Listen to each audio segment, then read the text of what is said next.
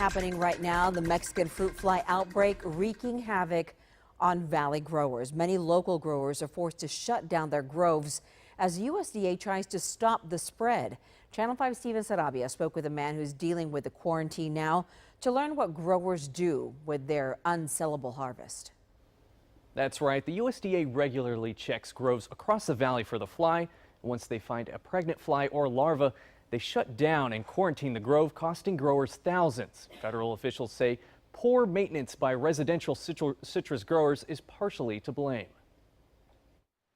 It's a grower's nightmare. Well, it's bad news. Two of Fred Carley's groves are currently under quarantine for the Mexican fruit fly. This means there isn't much he can do with the fruit that hangs on his trees. In this situation, the USDA allows growers to juice their fruit, though Carley says this option is just as bad as not harvesting at all. The juice has no value to the grower, very little return, if any, to the grower.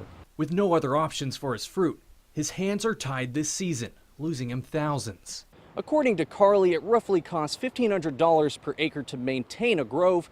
So if it gets shut down, that money goes immediately down the drain, and that's not even counting the potential this grove could earn. On a good year, a grapefruit grove can pay $2,000, $3,000, sometimes $4,000 an acre when there's a good size and good quality fruit.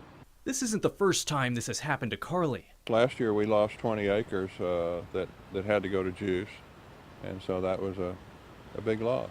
Carley isn't alone. This harvest, the USDA has quarantined dozens of groves here in the valley. Carley feels this fly is having a big impact on the amount of citrus being shipped locally. Quarantines are over the valley one way or another.